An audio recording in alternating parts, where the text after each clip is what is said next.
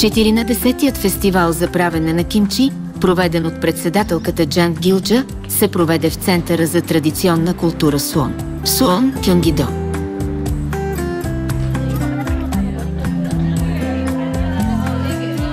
Членовете на We Love You в клон Суон се събраха заедно за приготвяне на кимчи. Можем също да забележим група чужденци в оранжеви престилки.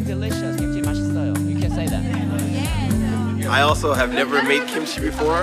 I'm also very excited because kimchi is mashisoyo.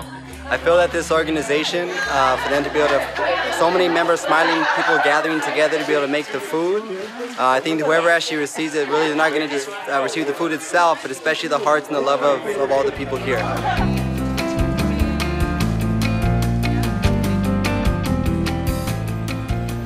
За чужденците, които опитват да приготвят кимчи за първи път, председателката Джанг Гилджа на We Love You демонстрира как да разпределят подправката за кимчи между зелевите листа.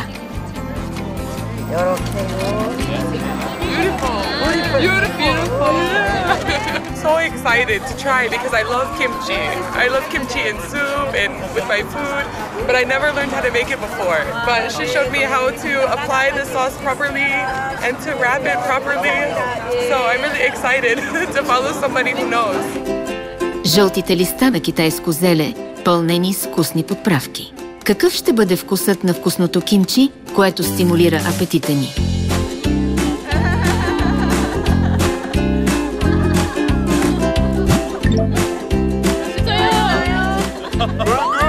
정말 맛있어요.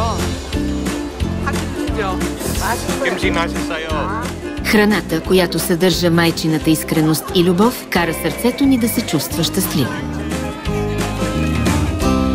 지금 이 김치 맛을 보시면 이 지구상 어디에 내놔도 대한민국 김치는 빠지지 않습니다. 최고입니다. I think it's amazing. It's so healthy for you. So I feel so honored to be with the chairwoman and be part of the We Love You Foundation in Korea.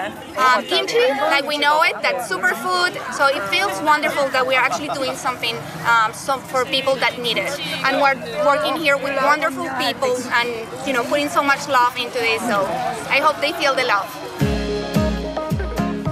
Кимчито, направено от майчината искреност, любов и топлина, ще послужи като здравословно ястие, необходимо за преодоляването на тази студена зима.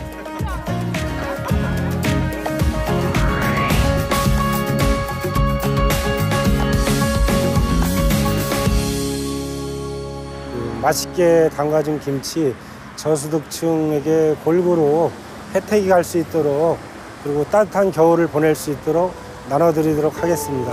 감사합니다. След приключване на доброволческата дейност по правене на кимчи, председателката Джанг Гилджа и членовете на We Love You посетиха семействата бенефициенти. Благодарение на постоянната любов на председателката Джанг Гилджа, която се грижеше за съседите в неравностойно положение със сърцето на майка, съседите отново са окуражени да имат надежда за живот.